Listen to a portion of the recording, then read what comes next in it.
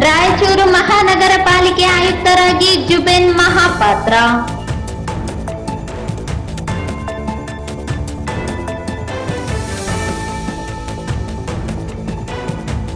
ಅಮರಾಪುರ ಗ್ರಾಮದಲ್ಲಿ ಅಕ್ರಮವಾಗಿ ಸಂಗ್ರಹಿಸಿದ್ದ 420 ಜೋಳದ ಚೀಲಗಳು ವಶಕ್ಕೆ.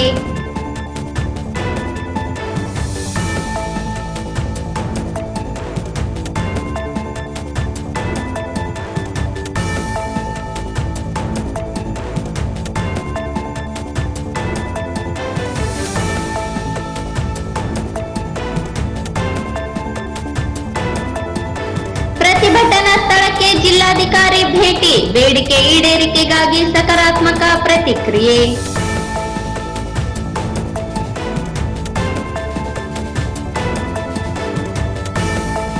ಗಂಜ್ ಸರ್ಕಲ್ನಿಂದ ಚಂದ್ರಮೌಳೇಶ್ವರ ಚೌಕ್ ಬದಿಗಳಲ್ಲಿ ಮುಂದುವರಿದ ತೆರವು ಕಾರ್ಯಾಚರಣೆ.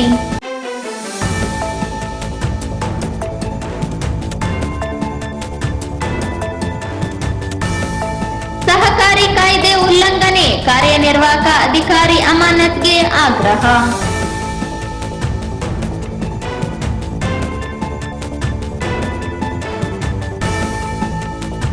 ಜಿಲ್ಲಾಧಿಕಾರಿಗಳ ಮಾರ್ಗದರ್ಶನದಲ್ಲಿ ಮಹಾನಗರ ಸಮಸ್ಯೆಗಳಿಗೆ ಯೋಜನಾಬದ್ಧವಾಗಿ ಪರಿಹಾರ ಕಂಡುಕೊಳ್ಳಲಾಗುತ್ತದೆ, ಜುಬೇನ್ ಮಹಾಪಾತ್ರ.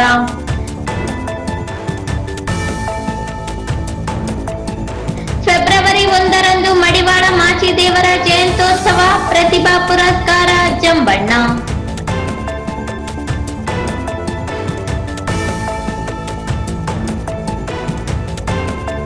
ಎಸ್ಎಸ್ಎಲ್ಸಿ ವಿದ್ಯಾರ್ಥಿಗಳಿಗೆ 1 ದಿನದ ವಿಶೇಷ ಕಾರ್ಯಾಗಾರ, ವಿದ್ಯಾರ್ಥಿಗಳ ಮೇಲೆ ಒತ್ತಡ ಹೇರಬೇಡಿ, ಇಂದಿರಾ.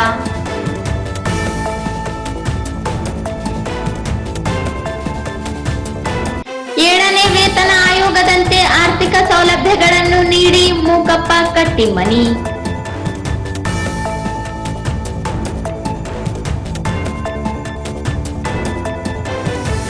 ಫೆಬ್ರವರಿ 1ರಂದು ಪ್ರಶಸ್ತಿ ಪ್ರದಾನ ಸಮಾರಂಭ, ಭಗತ್ ರಾಜ್ ನಿಜಾಂಕಾರಿ.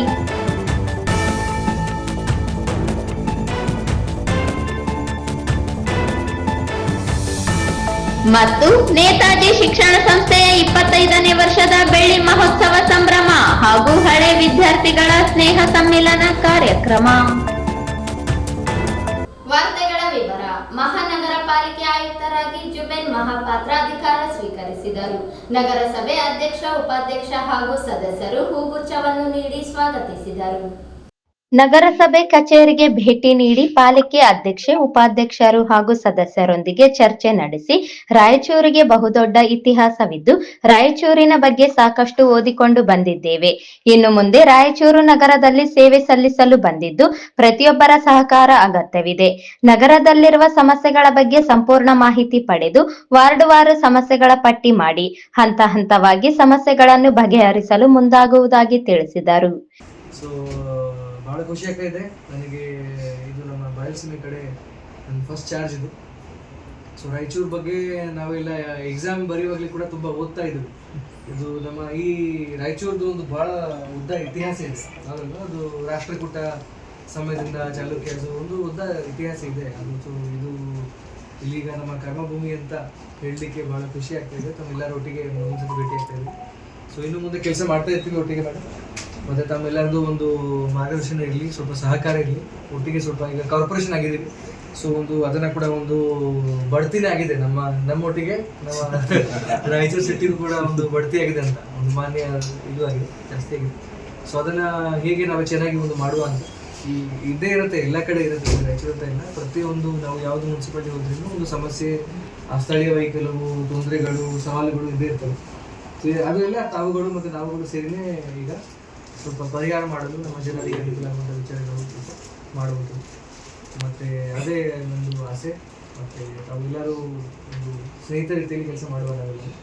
ಮತ್ತು ತಮ್ಮೆಲ್ಲರಿಗೆ ಗೊತ್ತಿದೆ, ಜಾಸ್ತಿ ತಮಗೆ ನಾಲೆಜ್ ಇದೆ ರಾಯಚೂರು ಬಗ್ಗೆ. ನಮಗೆ ತಾವುಗಳು ತಿಳಿಸಿದರೆ ನನಗೆ ಭಾಳ ಚಿರಋಣಿಯಾಗಿರ್ತೀನಿ. ಸೊ ನಾವೇ ಭೇಟಿ ಮಾಡುವ ಪ್ರತಿಯೊಂದು ವಾರ್ಡ್ ಬಗ್ಗೆ ಒಂದೊಂದಾಗಿ ಸ್ಟಾರ್ಟ್ ಸಿಸ್ಟಮೆಟಿಕ್. ಮತ್ತು ತಮಗೇನಾದರೂ ಬೇಕಿದ್ರೆ ಯಾವಾಗಲೇ ಯು ಕ್ಯಾನ್ ಕಾಲ್ ಮೀ. ಮತ್ತು ಮೇಡಮ್ ಕಾಲ್ ಮಾಡಿ ಯಾವಾಗಲೂ. ಈ ಸಂದರ್ಭದಲ್ಲಿ ಪಾಲಿಕೆ ಅಧ್ಯಕ್ಷೆ ನರಸಮ್ಮ ನರಸಿಂಹಲು ಮಾಡಗೇರಿ, ಸದಸ್ಯರಾದ ಜಯಣ್ಣ, ಜಿಂದಪ್ಪ, ಇ ಶಶಿರಾಜ್, ನಾಗರಾಜ್, ತಿಮ್ಮಪ್ಪ, ಹರಿ ರಾಂಪುರ್, ಆಸಿಫ್ ವಾಹಿದ್, ವಲಯ ಆಯುಕ್ತ ಮೆಹಬೂಬ್ ಜಿಲಾನಿ ಸೇರಿದಂತೆ ಇತರರಿದ್ದರು.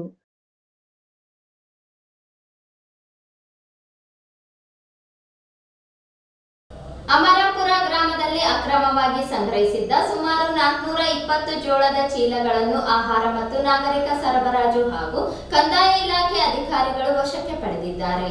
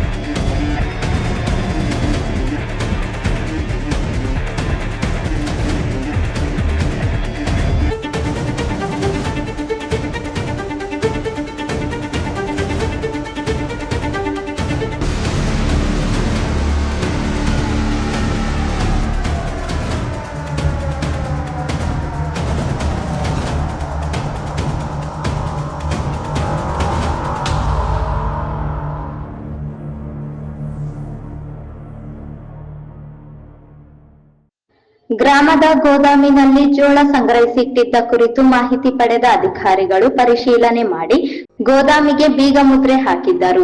ಸಂಗ್ರಹಿಸಿಟ್ಟಿದ್ದ ವ್ಯಕ್ತಿ ಬಳ್ಳಾರಿಯಿಂದ ಖರೀದಿ ಮಾಡಿಕೊಂಡು ಬಂದಿರುವುದಾಗಿ ಜೋಳಕ್ಕೆ ಸಂಬಂಧಿಸಿದಂತೆ ದಾಖಲೆಗಳನ್ನು ನೀಡಿದ್ದನು. ಆಹಾರ ಮತ್ತು ನಾಗರಿಕ ಸರಬರಾಜು ಇಲಾಖೆಯ ಅಧಿಕಾರಿಗಳು ಕೃಷಿ ಉತ್ಪನ್ನ ಮಾರುಕಟ್ಟೆಗೆ ಅಧಿಕಾರಿಗಳಿಗೆ ಪತ್ರ ಬರೆದು ಪರಿಶೀಲಿಸಿ ವರದಿ ನೀಡುವಂತೆ ಮನವಿ ಮಾಡಿದ್ದರು.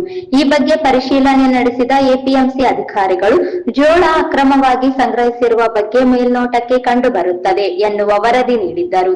ಈ ಹಿನ್ನೆಲೆಯಲ್ಲಿ ಕಂದಾಯ, ಆಹಾರ ಮತ್ತು ನಾಗರಿಕ ಇಲಾಖೆ ಅಧಿಕಾರಿಗಳು ಗ್ರಾಮೀಣ ಪೊಲೀಸರ ಸಹಕಾರದೊಂದಿಗೆ ಅಕ್ರಮವಾಗಿ ಸಂಗ್ರಹಿಸಿಟ್ಟಿದ್ದ ಜೋಳವನ್ನು ಪಂಚರ ಸಮಕ್ಷಮದಲ್ಲಿ ವಶಕ್ಕೆ ಪಡೆದು ಸರ್ಕಾರಿ ಗೋದಾಮಿಗೆ ಸಾಗಿಸಲಾಯಿತು. ಮರೇಗೌಡ ಎನ್ನುವವರ ವಿರುದ್ಧ ದೂರು ದಾಖಲಾಗಿದೆ.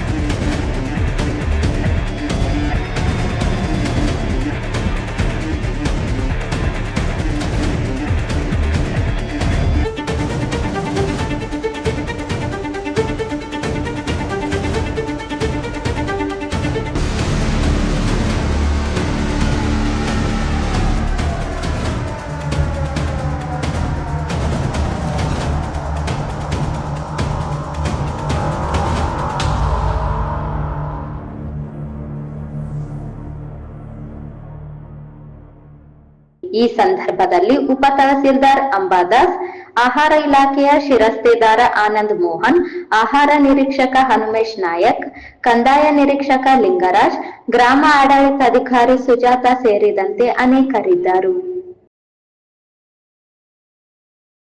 ವಿವಿಧ ಬೇಡಿಕೆಗಳ ಈಡೇರಿಕೆಗಾಗಿ ಆಗ್ರಹಿಸಿ ಪ್ರಗತಿಪರ ಜಂಟಿ ಕ್ರಿಯಾ ಸಮಿತಿ ನೇತೃತ್ವದಲ್ಲಿ ಮಹಿಳೆಯರು ಜಿಲ್ಲಾ ಕ್ರೀಡಾಂಗಣದ ಬಳಿ ನಡೆಸುತ್ತಿರುವ ಅಹೋರಾತ್ರಿ ಅನಿರ್ದಿಷ್ಟ ಧರಣಿ ತಾತ್ಕಾಲಿಕವಾಗಿ ಸ್ಥಗಿತಗೊಳಿಸಲು ನಿರ್ಧರಿಸಲಾಗಿದೆ. ಮುಖ್ಯಮಂತ್ರಿ ಮಟ್ಟದಲ್ಲಿ ಆಗ್ಬೇಕು ಕೆಲಸ. ಸೊ ಸಾಹೇಬ್ ನಮ್ಗೆ ಏನ್ ತಿಳಿಸಿದ್ದು, ನಾವು ಏನ್ ಇಲ್ಲಿ ಕೊಟ್ಟಿದೀವಿ ಇಲ್ವಾ, ಅವ್ರು ಕಲ್ಸಿದಾರೆ ಬೆಂಗಳೂರಿಗೆ. ಸೊ ಅವರು ಪಾಪ ಅದಕ್ಕಿಂತ ಹೆಚ್ಚು ಏನ್ ಮಾಡಕ್ ಆಗೋದಿಲ್ಲ. 3ನೇ 4ನೇ ವಿಷಯ ಏನಿತ್ತು ಅದು ಅಧಿಕಾರಿ ಮಟ್ಟಕ್ಕೆ ಇತ್ತು. ಒಂದು ದೇವದಾಸಿ ಅವ್ರದ್ದು ಸರ್ವೆ ಆಗ್ಬೇಕಂತ, ಅದಕ್ಕೆ ಅವ್ರು ನಮ್ಗೆ ಈಗ ತಿಳಿಸ್ತಾರೆ ಏನಾಯ್ತಂತ. 4ನೇದು ನಮ್ದಿತ್ತು, ನಮ್ ರಾಯಚೂರಲ್ಲಿ ಎಲ್ಲಿ ಕುಡಿಯ ನೀರು ಘಟಕಗಳಿದಾವ ಇಲ್ವಾ, ಎಲ್ಲ ಹಾಳಾಗಿತ್ತಿಲ್ವಾ, ಎಲ್ಲ ಹಳ್ಳಿಗಳಲ್ಲಿ ಒಂದಿಷ್ಟು ರಿಪೇರ್ ಆಗಿದಾವ್. ಉಳಿದಿದ್ದು ರಿಪೇರ್ ಮಾಡಕ್ಕೆ ಒಂದು 3.5 ಕೋಟಿ ರೂಪಾಯಿ ಬೇಕಾಗ್ತದೆ. ಸೊ ಈ 2 ವಿಷಯಗಳು ನಮ್ ಜಿಲ್ಲೆ ಮಟ್ಟದಲ್ಲಿ ಬಗೆಹರಿಸೋದು ವಿಷಯಗಳಿತ್ತು.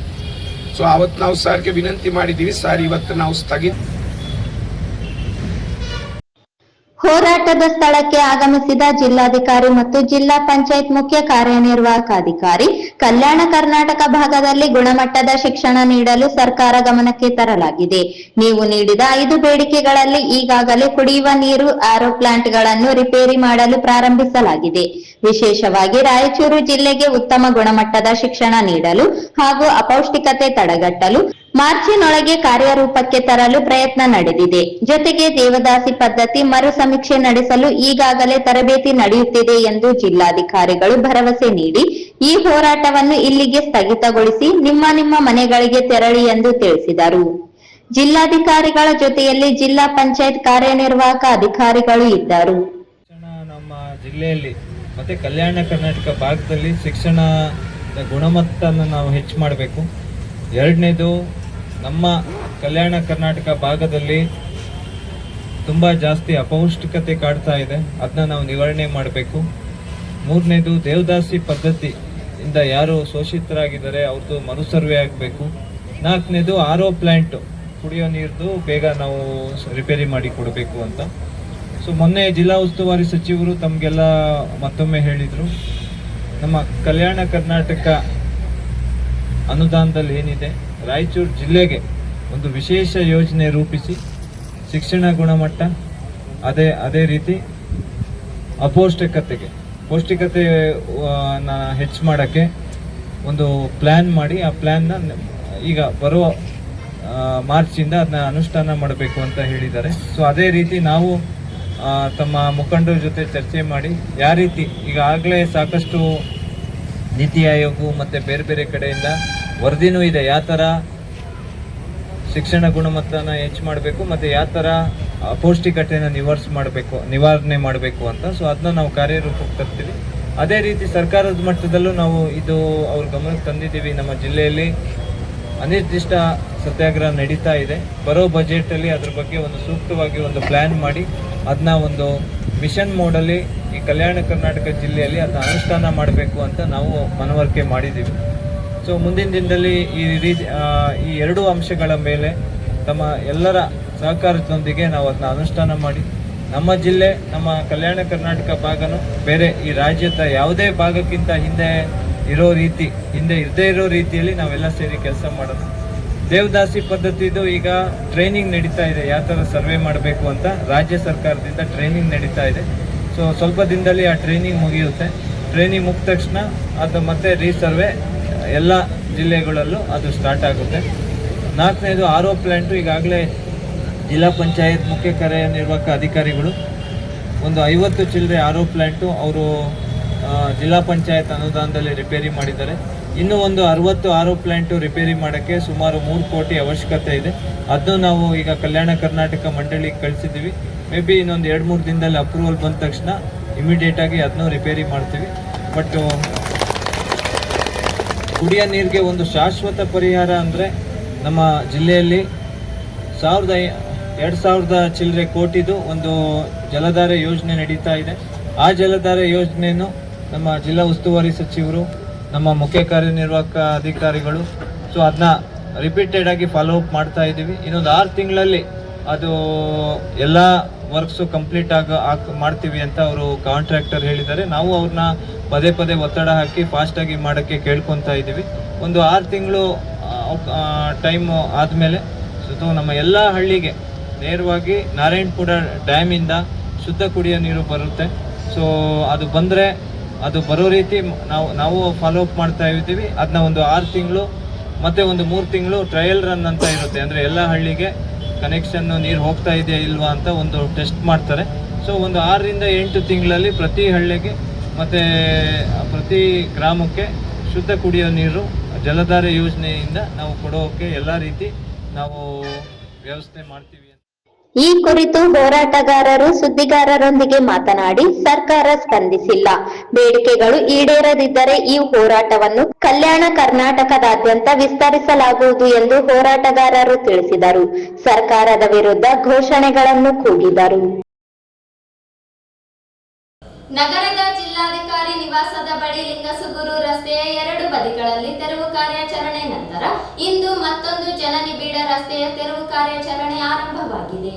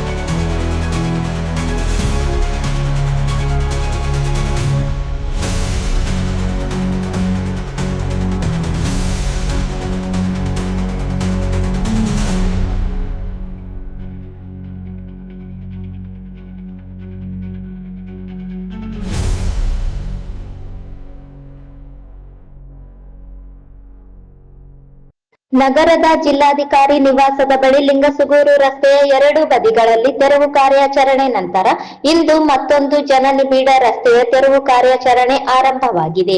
ಗಂಜಿ ಸರ್ಕಲ್ನಿಂದ ಚಂದ್ರಮೌಳೇಶ್ವರ ಚೌಕ್ ದ್ವಾರಕೆಗೆ ಇಂದು ಕಾರ್ಯಾಚರಣೆ ನಡೆಸಿ ರಸ್ತೆಯ ಬದಿಯಲ್ಲಿ ಅಡ್ಡದಿಡ್ಡಿ ನಿಲ್ಲಿಸಿದ ವಾಹನಗಳನ್ನು ಕಾರ್ಯಾಚರಣೆ ವಾಹನದಲ್ಲಿ ಸಾಗಿಸಲಾಯಿತು.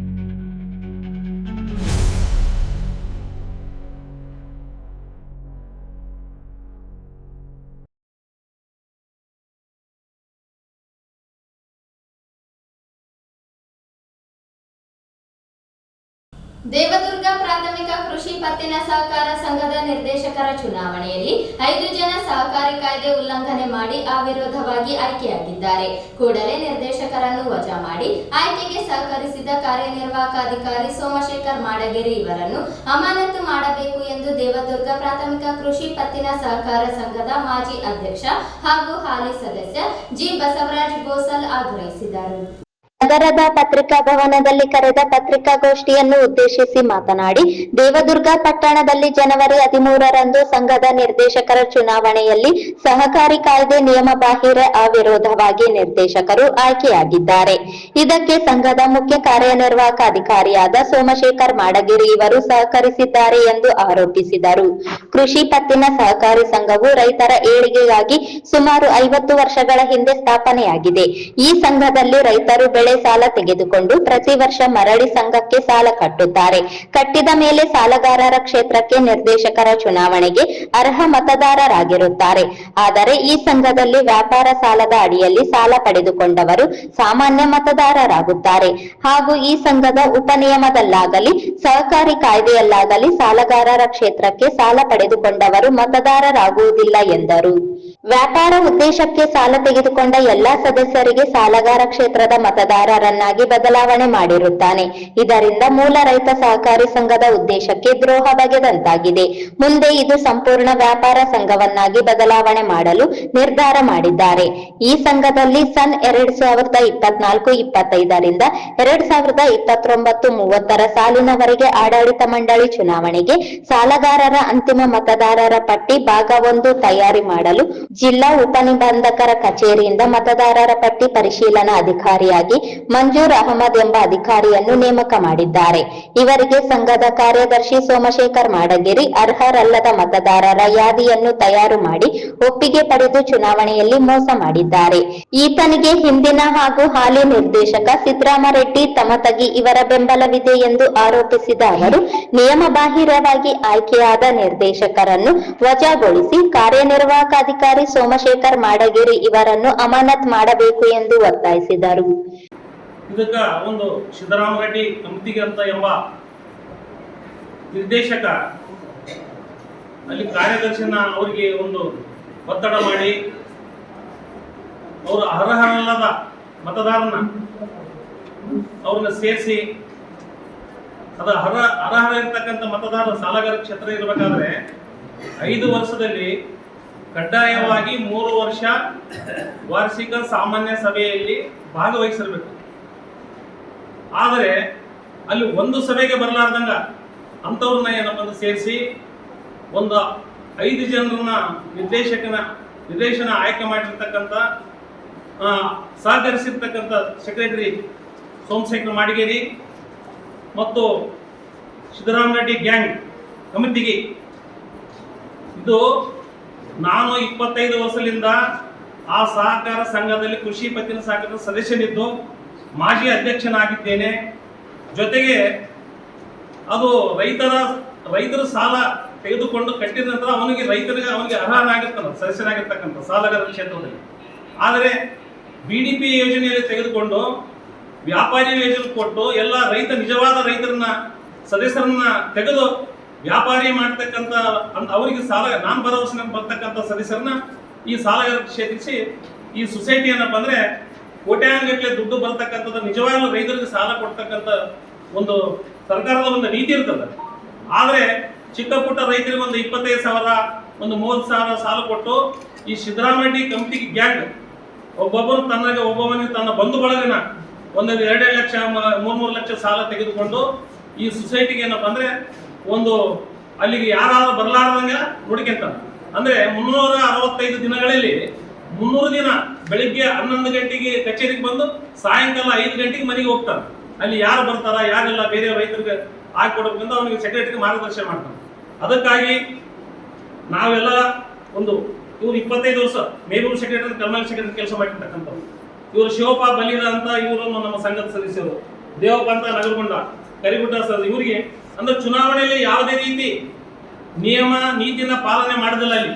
ಯಾಕಂದ್ರೆ ಆ ಸೊಸೈಟಿಲಿ 15 ದಿನ ಮುಂಚಿತವಾಗಿ ನೋಟಿಸ್ ಕೊಡ್ಬೇಕಂತ ಒಂದು ಕಾನೂನಿನಲ್ಲಿ ಒಂದು ಸಹಕಾರಿ ಕಾಯ್ದೆಯಲ್ಲಿ ನಿಯಮ ಇದೆ. ಆಮೇಲೆ ಇನ್ನೊಂದು ಈಗ ಯಾರು ಕೇಳಿದ್ರು, ಗೆಳೆಯರು ಕೇಳಿದ್ರು, ಸಿದ್ದರಾಮಯ್ಯ ನೀವು ಯಾಕೆ ಪ್ರಶ್ನೆ ಮಾಡ್ತಾರೆ ಅಂತ. ಅವ್ರು 24 ಗಂಟೆ ಸೊಸೈಟಿನೇ ಕಾಯ್ತಾರೆ. ಸ್ಪಷ್ಟವಾಗಿ ಹೇಳ್ತೀವಿ ನಾವು. ಅದು ಯಾರು ಬರ್ತಾರೆ, ಯಾರು ಓದ್ತಾರೆ, ಏನಾಯ್ತು ಅನ್ನೋದು ಕೂಡ ಅವರೇ ಹೇಳೋರು. ಯಾಕೆ ಲೋಕಲ್ ಇರ್ತಾರೆ, ಅಲ್ಲಿ ಇರ್ತಾರೆ. ಅದ್ರ ಬಗ್ಗೆ ನಾನು ಹೇಳ್ತಿಲ್ಲ. ಕೆಲವೊಂದು ಆರೋಪ ಅವ್ರ ಕೈಯಿಂದ ಬಹಳಷ್ಟು ಮಿಸ್ಗೈಡ್ ಆಗ್ತಿದೆ. ಏನು ಮಿಸ್ಗೈಡ್ ಅಂದ್ರೆ ಯಾರಿಗೆ ತಮ್ಗೆ ಬೇಕಿರ್ತಾರೆ, ಯಾರು ಬಂದು ಹೇಳ್ತಾರೆ, ಅವ್ರಿಗೆ ಹೆಚ್ಚುವರೆಗೆ ಒಂದಿಷ್ಟು ಸಾಲ ಕೊಡ್ಸಂತೆ. ಇಂಥವೆಲ್ಲ ಕೆಲವೊಂದು ಏನಪ್ಪ ಅಂತಂದ್ರೆ ದೇವದುರ್ಗ ಸಕ್ಕರೆ ಸೊಸೈಟಿಯಲ್ಲಿ ಬಹಳಷ್ಟು ನಡ್ಕೊಂಡು ಬಂದಿದೆ. ಆದರೆ ಇವತ್ತು ನಾವು ಯಾಕೆ ಈ ಒಂದು ವಿಷಯದ ಇಲ್ಲಿ ಜಿಲ್ಲಾ ಮಟ್ಟಕ್ಕೆ ನಾವು ಪತ್ರಿಕೆ ನಾವು ಹೇಳ್ಬೇಕಂತಂದ್ರೆ ಅಷ್ಟೇ ನೋಟಿಸ್ ಕೂಡ ನಮ್ಗೆ ಏನಪ್ಪ ಅಂದ್ರೆ ಇವತ್ತು ಮುಟ್ಟಿಲ್ಲ. ಎಲೆಕ್ಷನ್ ಆಯ್ತು ನನ್ನ ಆ ನೋಟಿಸ್ ಕೂಡ ನಾವು ಮುಟ್ಟಿಲ್ಲ. ಸುಮ್ಮನೆ ಯಾರಿಗೆ ಹೇಳೋದು ಪೋಸ್ಟ್ಗೆ ಆಯ್ತು ಹೇಳಿ ನಾನು ನೋಟಿಸ್ ಬಂದಿಲ್ಲ. ನಾನು ಕೂಡ ನಾಮಿನೇಷನ್ ಮಾಡಿದ್ದೆ. ನನ್ನೊಂದು ಕೆಲವೊಂದು ಅಡೆತಡೆಗಳಿಂದ ಏನಪ್ಪ ಅಂದ್ರೆ ಈ ಸಂದರ್ಭದಲ್ಲಿ ಶಿವಪ್ಪ ಬಲ್ಲಿದ್, ದೇವಪ್ಪ ಸೇರಿದಂತೆ ಇತರರಿದ್ದರು. ಜಿಲ್ಲಾಧಿಕಾರಿಗಳ ಮಾರ್ಗದರ್ಶನದಲ್ಲಿ ಯೋಜನಾಬದ್ಧವಾಗಿ ನಗರದ ಸಮಗ್ರ ಅಭಿವೃದ್ಧಿಗೆ ಶ್ರಮಿಸಲಾಗುವುದು ಎಂದು ನೂತನ ಮಹಾನಗರ ಪಾಲಿಕೆ ಆಯುಕ್ತ ಜುಬೇನ್ ಮಹಾಪಾತ್ರ ಭರವಸೆ ನೀಡಿದರು. ಅವರಿಂದು ನಗರದ ಜಿಲ್ಲಾಧಿಕಾರಿ ಕಚೇರಿಯಲ್ಲಿ ಭೇಟಿಯಾದ ಸುದ್ದಿಗಾರರೊಂದಿಗೆ ಮಾತನಾಡಿ, ಸ್ಥಳೀಯವಾಗಿ ಅನೇಕ ಸಮಸ್ಯೆಗಳಿರುವ ಬಗ್ಗೆ ಮಾಹಿತಿ ಇದೆ. ಸಮಸ್ಯೆಗಳು ಇಲ್ಲದಿದ್ದರೆ ಪಾಲಿಕೆಗೆ ಕೆಲಸವೇ ಇರುವುದಿಲ್ಲ. ಆದ್ದರಿಂದ ನಗರದಲ್ಲಿರುವ ಬೀದಿ ದೀಪ, ರಸ್ತೆ, ಚರಂಡಿ ಸ್ವಚ್ಛತೆ, ಕುಡಿಯುವ ನೀರು, ಪಾಲಿಕೆ ತೆರಿಗೆ ವಸೂಲಿ ಸೇರಿದಂತೆ ಇತರೆ ಮೂಲಭೂತ ಸೌಲಭ್ಯಗಳ ಕೊರತೆ ಅಥವಾ ಸಮಸ್ಯೆಗಳನ್ನು ಬಗೆಹರಿಸಲು ನಮ್ಮ ಅಧಿಕಾರಿಗಳ ತಂಡ ಶ್ರಮಿಸುತ್ತದೆ ಎಂದು ಹೇಳಿದರು. ಈಗಾಗಲೇ ಇಲಾಖೆಯ ಮೇಲಧಿಕಾರಿಗಳೊಂದಿಗೆ ನಗರದಲ್ಲಿ ಕೈಗೊಳ್ಳಬೇಕಾದ ಸಮಸ್ಯೆಗಳ ಬಗ್ಗೆ ಚರ್ಚಿಸಲಾಗಿದ್ದು, ಜಿಲ್ಲಾಧಿಕಾರಿಗಳನ್ನು ಭೇಟಿ ಮಾಡಿದ ನಂತರ ಅವರಿಂದ ಸೂಕ್ತ ಸಲಹೆ ಪಡೆಯುವುದಾಗಿ ತಿಳಿಸಿದರು. ತಾವು ಹೇಳಿದಂಗೆ ಪ್ರತಿಯೊಂದು ಮುನ್ಸಿಪಾಲಿಟಿಯಲ್ಲಿ ಒಂದು ಆ ಸ್ಥಳೀಯವಾಗಿ ಆ ಪ್ರದೇಶವಾಗಿ ಒಂದು ಕೆಲವು ಟಿಪಿಕಲ್ ಪ್ರಾಬ್ಲಮ್ಸ್ಗಳು, ಸವಾಲುಗಳು, ಸಮಸ್ಯೆಗಳು ಇದ್ದೇ ಇರ್ತವೆ. ಎಲ್ಲ ಸಮಸ್ಯೆಗಳು ಪರಿಹಾರ ಆಗಿದಲ್ಲಿ ದೆನ್ ಮುನ್ಸಿಪಾಲಿಟಿ ಹತ್ತಿರ ಕೆಲಸ ಇರೋದಿಲ್ಲ. ಸೊ ಇಲ್ಲಿ ಕೂಡ ಐ ಆಮ್ ಶ್ಯೂರ್ ಇದರದ್ದು ನಮ್ಮ ರಾಯಚೂರು ಸಿಟಿದಲ್ಲಿ ಕೂಡ ಕೆಲವು ಸಮಸ್ಯೆಗಳು, ತೊಂದರೆಗಳು, ಸವಾಲು ತಾವು ಹೇಳಿದಂಗೆ ಬೇರೆ ಬೇರೆ ವಿಚಾರ ಮುನ್ಸಿಪಾಲಿಟಿ ವತಿಯಿಂದ ನಾವೇ ಯಾವಾಗಲೇ ತುಂಬ ಸೇವೆಗಳು ನೀಡುವಂಥ ವಿಚಾರ ಇದು ಮುನ್ಸಿಪಾಲಿಟಿ. ಬೀದಿ ದೀಪ ಆಗಲಿ, ದಾರಿ ರಸ್ತೆಗಳು ಸಮಸ್ಯೆ ಆಗಲಿ, ಚರಂಡಿ ಸಮಸ್ಯೆ ಆಗಲಿ, ಮತ್ತು ಒಂದು ಸುಲಭವಾಗಿ ಮುನ್ಸಿಪಾಲಿಟಿ ಟ್ಯಾಕ್ಸ್ ಕಟ್ಟುವಂಥ ವಿಚಾರ ಆಗಲಿ, ಇದು ಎಲ್ಲ ವಿಚಾರಗಳು ನಾನೇ ಈಗ ಹೊಸದಾಗಿ ಬಂದಿದ್ದೀನಿ, ಒಂದು ದಿವಸ ಜಸ್ಟ್ ಆಗಿದೆ. ಸೊ ನಮ್ಮ ಸ್ಟಾಫ್ ಒಟ್ಟಿಗೆ ಮತ್ತು ನಮ್ಮ ಸೀನಿಯರ್ಸ್ ಒಟ್ಟಿಗೆ ಮಾನ್ಯ ಕಾರ್ಯದರ್ಶಿ ಮೇಡಮ್ ಇವತ್ತು ನಮಗೆ ಸ್ವಲ್ಪ ಗೈಡೆನ್ಸ್ ನೀಡಿದರು. ಮಾನ್ಯ ಜಿಲ್ಲಾಧಿಕಾರಿ ಅವರಿಗೆ ನಾನೀಗ ಭೇಟಿ ಆಗಲಿಕ್ಕಿದೆ. ಸೊ ಅವರು ನಮ್ಮ ಸೀನಿಯರ್ಗಳಿಗೆ ಅವರಿಗೆ ವಿಚಾರಿಸಿ ಅವರ ಮಾರ್ಗದರ್ಶನದಲ್ಲಿ ಮತ್ತು ನಮ್ಮ ತಂಡ ಒಟ್ಟಿಗೆ ನಾವೇ ಕೆಲಸ ಮಾಡಿಕೊಂಡು ಇದು ಎಲ್ಲ ಸಮಸ್ಯೆಗಳದ್ದು ಒಂದು ಯೋಜನೆಪೂರ್ವಕವಾಗಿ ಪರಿಹಾರವನ್ನು ಮಾಡಲಿಕ್ಕೆ ಖಂಡಿತ ಕೂಡಲೇ ಪ್ರಯತ್ನವನ್ನು ಮಾಡಲಿಕ್ಕೆ ಶುರು ಮಾಡಿದೆ. ಫೆಬ್ರವರಿ 1ರಂದು ವಚನ ಸಾಹಿತ್ಯ ಸಂರಕ್ಷಕ ಮಡಿವಾಳ ಮಾಚಿದೇವರ ಜಯಂತಿಯನ್ನು ಅರ್ಥಪೂರ್ಣವಾಗಿ ಆಚರಿಸಲು ನಿರ್ಧರಿಸಲಾಗಿದೆ ಎಂದು ಜಿಲ್ಲಾ ಮಡಿವಾಳ ಮಾಚಿದೇವರ ಸಮಾಜದ ಜಿಲ್ಲಾಧ್ಯಕ್ಷ ಜಂಬಣ್ಣ ಎಕ್ಲಾಸ್ಕೂರು ತಿಳಿಸಿದರು. ನಗರದ ಪತ್ರಿಕಾ ಭವನದಲ್ಲಿ ಕರೆದ ಪತ್ರಿಕಾಗೋಷ್ಠಿಯನ್ನು ಉದ್ದೇಶಿಸಿ ಮಾತನಾಡಿ, ಅಂದು ಬೆಳಿಗ್ಗೆ ಮಾಚಿದೇವರ ಪುತ್ಥಳಿಗೆ ಕಿಲ್ಲೆ ಬೃಹನ್ಮಠದ ಶಾಂತಮಲ್ಲ ಶಿವಾಚಾರ್ಯ ಮಹಾಸ್ವಾಮಿಗಳು ಹಾಗೂ ಸೋಮವಾರಪೇಟೆ ಹಿರೇಮಠದ ಪೀಠಾಧಿಪತಿ ಅಭಿನವ ರಾಜೋಟಿ ವೀರ ಮಹಾಸ್ವಾಮಿಗಳು ಪೂಜೆ ಸಲ್ಲಿಸಿ ವಿವಿಧ ಗಣ್ಯರಿಂದ ಮಾಲಾರ್ಪಣೆ ಮಾಡುವರು ಎಂದರು. ಬೆಳಿಗ್ಗೆ 6 ಗಂಟೆಗೆ ನಗರದ ಗದ್ವಾಲ್ ರಸ್ತೆಯಲ್ಲಿರುವ ಜರಿ ಬೆಟ್ಟದ ಶ್ರೀ ಮಡಿವಾಳ ಮಾಚಿದೇವರ ದೇವಸ್ಥಾನದಲ್ಲಿ ರುದ್ರಾಭಿಷೇಕ, ಎಲೆ ಪೂಜೆ ಕಾರ್ಯಕ್ರಮ ಜರುಗಲಿದೆ. ಬೆಳಿಗ್ಗೆ 8 ಗಂಟೆಗೆ ನಗರದ ಮಾಚಿದೇವ ವೃತ್ತದಿಂದ ಅಂಬಿಗರ ಚೌಡಯ್ಯ ವೃತ್ತ, ಶೆಟ್ಟಿಬಾವಿ ವೃತ್ತ, ತೀನ್ಕಂದಿಲ್, ತಹಸೀಲ್ದಾರ್ ಕಚೇರಿ, ಅಂಬೇಡ್ಕರ್ ವೃತ್ತದ ಮೂಲಕ ರಂಗಮಂದಿರದವರೆಗೆ ಮಡಿವಾಳ ಮಾಚಿದೇವರ ಭಾವಚಿತ್ರ ಮೆರವಣಿಗೆ ನಡೆಯಲಿದೆ. ಮೆರವಣಿಗೆ ಉದ್ದಕ್ಕೂ ಸಾಂಸ್ಕೃತಿಕ ಕಲಾ ತಂಡಗಳಿಂದ ಹಾಗೂ ಸಮುದಾಯದ ಮಕ್ಕಳಿಂದ ಕೋಲಾಟ ಪ್ರದರ್ಶನ ಮಾಡಲಾಗುವುದು. ಕಾರ್ಯಕ್ರಮದಲ್ಲಿ 2023-24ನೇ ಸಾಲಿನ ಪ್ರತಿಭಾನ್ವಿತ ವಿದ್ಯಾರ್ಥಿಗಳಿಗೆ ಪ್ರತಿಭಾ ಪುರಸ್ಕಾರ, ಶಿಕ್ಷಣದಲ್ಲಿ ಸಾಧನೆಗೈದ ಸಾಧಕರಿಗೆ ಸನ್ಮಾನ ಹಮ್ಮಿಕೊಳ್ಳಲಾಗಿದೆ. ಇದೇ ಸಂದರ್ಭದಲ್ಲಿ ರಂಗೋಲಿ ಸ್ಪರ್ಧೆ ಹಾಗೂ ವಚನ ಕಂಠಪಾಠ ಸ್ಪರ್ಧೆ ವಿಜೇತರಿಗೆ ಪ್ರಶಸ್ತಿ ಪತ್ರದೊಂದಿಗೆ ಸತ್ಕರಿಸಲಾಗುವುದು. 2024-25ನೇ ಸಾಲಿನ ವರ್ಷದ ಕಾಯಕ ಪ್ರಶಸ್ತಿ ಹಾಗೂ ಸಮಾಜ ಸೇವಾ ಪ್ರಶಸ್ತಿ ನೀಡಿ ಸನ್ಮಾನಿಸಿ ಗೌರವಿಸಲಾಗುತ್ತದೆ ಎಂದರು. ಶ್ರೀ ಮಡಿವಾಳ ಮಾಚಿದೇವರ ಜಯಂತಿಯನ್ನು ಇದೇ ಬರುವ ತಿಂಗಳ 1ನೇ ತಾರೀಕು ನಾಡಿದ್ದು ಜಯಂತಿಯನ್ನು ಸರ್ಕಾರ ವತಿಯಿಂದ ಇಡೀ ಕರ್ನಾಟಕ ರಾಜ್ಯದಂತ ಜಯಂತ್ಯೋತ್ಸವವನ್ನು ಆಚರಿಸಿದ್ದಾರೆ. ಆತ್ಮೀಯ ಮಾಧ್ಯಮ ಮಿತ್ರರೇ, ವಚನ ಸಾಹಿತ್ಯ ಸಂರಕ್ಷಕ ಶ್ರೀ ಮಡಿವಾಳ ಮಾಚಿದೇವರ ಜಯಂತಿಯನ್ನು ಅರ್ಥಪೂರ್ಣವಾಗಿ ಆಚರಿಸಿ ಜನರಲ್ಲಿ ಮಹತ್ತರ ವಿಚಾರಧಾರೆಗಳು ಕುರಿತು ಜಾಗೃತಿ ಮೂಡಿಸಲು ಜಿಲ್ಲಾಡಳಿತ, ಜಿಲ್ಲಾ ಪಂಚಾಯತ್, ನಗರ ಪಾಲಿಕೆ, ಕನ್ನಡ ಮತ್ತು ಸಂಸ್ಕೃತಿ ಇಲಾಖೆ, ರಾಯಚೂರು ಹಾಗೂ ಸಮುದಾಯ ಸಹಭಾಗಿತ್ವದಲ್ಲಿ ಬರುವ ಫೆಬ್ರವರಿ 1ರಂದು ಮಧ್ಯಾಹ್ನ 12:30ಕ್ಕೆ ರಾಯಚೂರು ನಗರದ ಸ್ಟೇಷನ್ ರಸ್ತೆಯ ಪಂಡಿತ್ ಸಿದ್ದರಾಮಯ್ಯ ಜಂಬೂದಿನ್ನಿ ರಂಗಮಂದಿರದಲ್ಲಿ ಅದ್ದೂರಿ ವೇದಿಕೆಯಲ್ಲಿ ಶ್ರೀ ಮಡಿವಾಳ ಮಾಚಿದೇವರ ಜಯಂತಿಯನ್ನು ಅರ್ಥಪೂರ್ಣವಾಗಿ ಆಚರಿಸಲಾಗುವುದು. ಮಾಚಿದೇವರ ಪುತ್ಥಳಿಗೆ ಶ್ರೀ 108,000 ದೇವರ ಸಂಸ್ಥಾನ ಕೆಲೆ ಬ್ರಹ್ಮನ ಮಠದ ಶಾಂತಮಲ್ಲ ಶಿವಾಚಾರ್ಯ ಸ್ವಾಮೀಜಿ, ಸೋಮಪೇಟೆ ಹಿರೇಮಠದ ಪೀಠಾಧಿಪತಿ ಅಭಿನವ ರಾಚೋಟಿ ಶಿವಾಚಾರ್ಯರ ಸ್ವಾಮೀಜಿಗಳಿಂದ ಪೂಜೆ ಸಲ್ಲಿಸಿ ವಿವಿಧ ಗಣ್ಯರುಗಳಿಂದ ಮಾಲಾರ್ಪಣೆ ನಂತರ ಬೆಳಗ್ಗೆ 8 ಗಂಟೆಗೆ ರಾಯಚೂರು ನಗರದ ಮಾಚಿದೇವ ವೃತ್ತದಿಂದ ಅಂಬಿಗರ ಚೌಡೆಯ ವೃತ್ತ, ಸತಿಬಾಯಿ ಚೌಕ್ ಮುಖಾಂತರ ತೀನ್ಕಂದಿರದಿಂದ ತಹಸೀಲ್ ಕಚೇರಿಯ ರಸ್ತೆ, ಅಂಬೇಡ್ಕರ್ ವೃತ್ತದಿಂದ ರಂಗಮಂದಿರವರೆಗೆ ಶ್ರೀ ಮಡಿವಾಳ ಮಾಚಿದೇವರ ಭಾವಚಿತ್ರದೊಂದಿಗೆ ಮೆರವಣಿಗೆ ಹಮ್ಮಿಕೊಳ್ಳಲಾಗುವುದು. ಮೆರವಣಿಗೆ ಉದ್ದಕ್ಕೂ ಸಾಂಸ್ಕೃತಿಕ ಕಲಾ ತಂಡಗಳಿಂದ ಹಾಗೂ ನಮ್ಮ ಸಮುದಾಯದ ಮಕ್ಕಳ ಕೋಲಾಟ ಪ್ರದರ್ಶನ ಜೊತೆಯಲ್ಲಿ ಮೆರವಣಿಗೆ ಮಾಡಲಾಗುವುದು. ಜಯಂತಿಯ ಆಚರಣೆ ಒಂದು ಸಮುದಾಯಕ್ಕೆ ಸೀಮಿತವಾಗದೆ ಎಲ್ಲ ಜನಾಂಗದವರು, ಎಲ್ಲ ಇಲಾಖೆ ಅಧಿಕಾರಿಗಳು, ಸಾರ್ವಜನಿಕರು, ಸಂಘಟನೆಯ ಮುಖಂಡರು ಹೆಚ್ಚಿನ ಸಂಖ್ಯೆಯಲ್ಲಿ ಮಡಿವಾಳ ಜನಾಂಗದ ಬಾಂಧವರು ಸೇರಿ ಕೈ ಜೋಡಿಸಿ ಊರಿನ ಹಬ್ಬದ ರೀತಿಯಲ್ಲಿ ಆಚರಿಸಿ ಶ್ರೀ ಮಡಿವಾಳ ಮಾಚಿದೇವರ ಸಾಹಸ ದಿಟ್ಟತನವನ್ನು ಮುಂದಿನ ಪೀಳಿಗೆಯಾಗಿ ಪರಿಚಯಿಸೋಣ. ಇದೇ ರೀತಿ ಪ್ರತಿ ವರ್ಷದಂತೆ ನಮ್ಮದೇ ಆದ ಒಂದು ದೇವಾಲಯ ಇದೆ. ಬೆಳಗ್ಗೆ 6:30 ರಾಯಚೂರು ನಗರದ ಗದ್ವಾಲ್ ರಸ್ತೆಯಲ್ಲಿರುವ ಜರಿ ಬೆಟ್ಟದ ಶ್ರೀ ಮಡಿವಾಳ ಮಾಚಿದೇವರ ದೇವಸ್ಥಾನದಲ್ಲಿ ರುದ್ರಾಭಿಷೇಕ, ಎಲೆ ಪೂಜೆ ಕಾರ್ಯಕ್ರಮ ಜರುಗಲಿದೆ.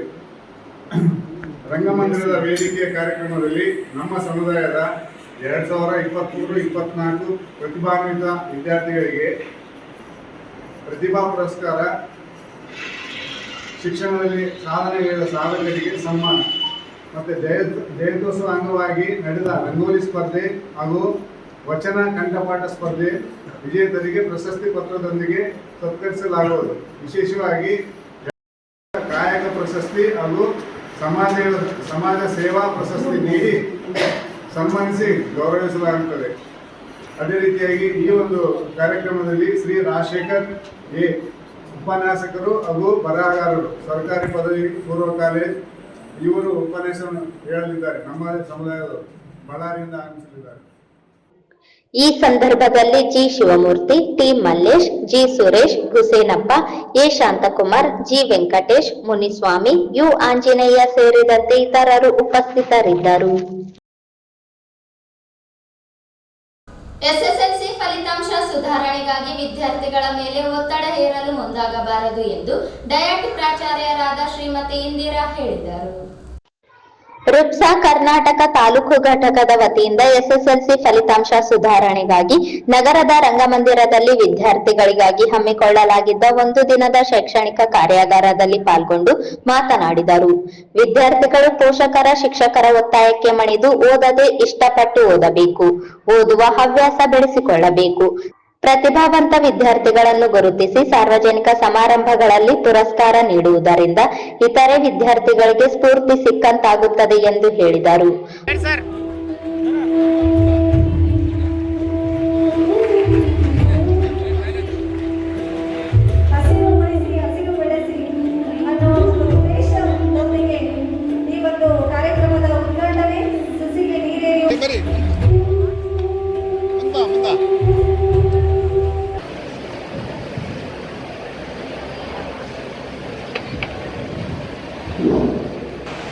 ಎಸ್ಎಸ್ಎಲ್ಸಿ ವಿದ್ಯಾರ್ಥಿಗಳಿಗೆ ಒಂದು ದಿನದ ಕಾರ್ಯಾಗಾರವನ್ನು ಹಮ್ಮಿಕೊಂಡಿದ್ದಾರೆ.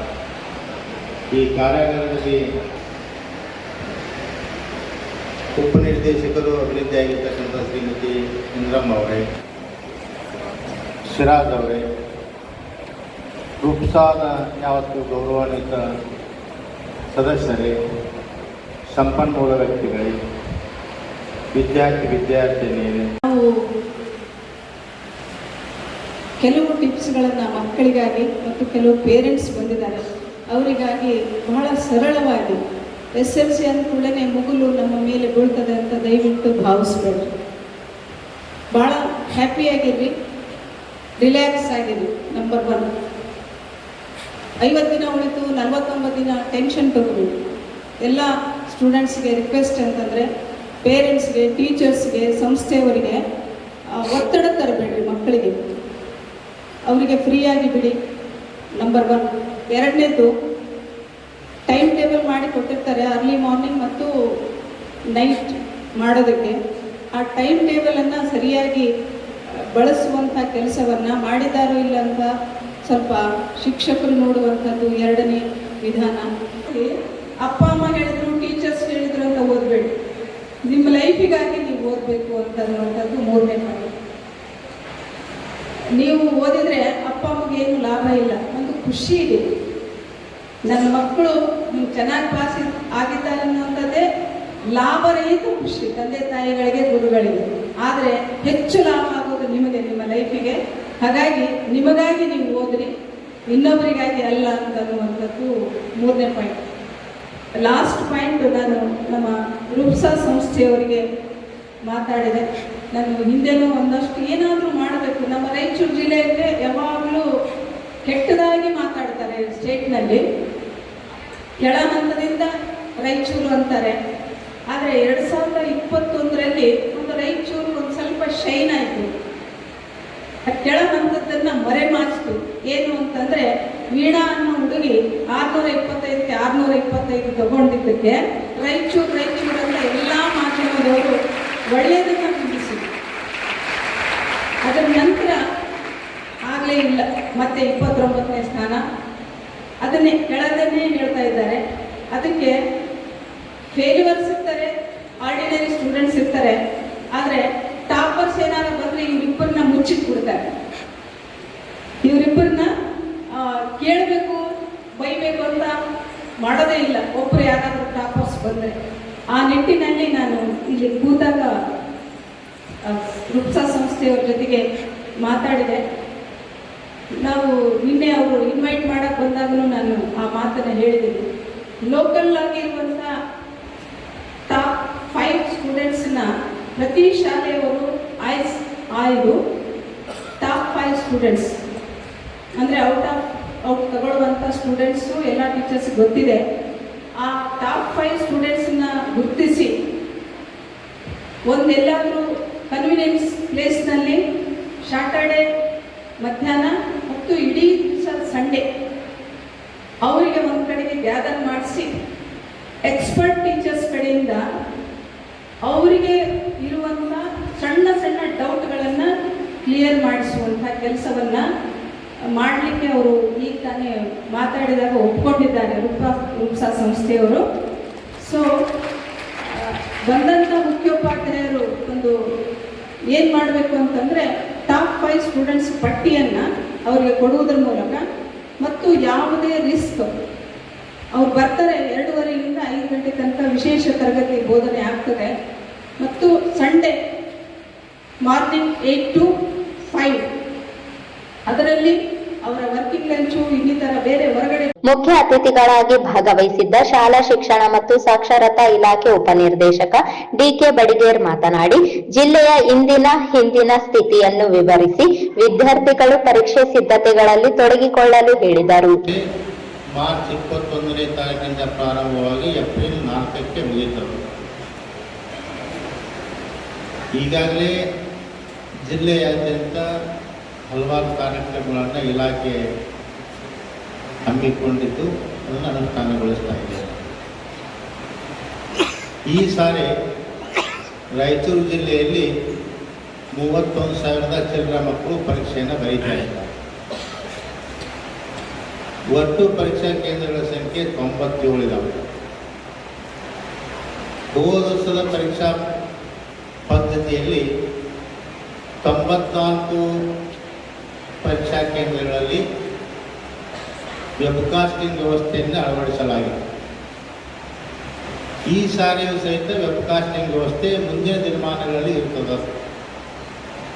ಹೀಗಾಗಿ ಈ ಸಲ SSLC ಪರೀಕ್ಷಾ ಕೇಂದ್ರಗಳು ನಮ್ಮ ಜಿಲ್ಲೆಯಲ್ಲಿ 97 ಪರೀಕ್ಷಾ ಕೇಂದ್ರಗಳಿದ್ದಾವೆ.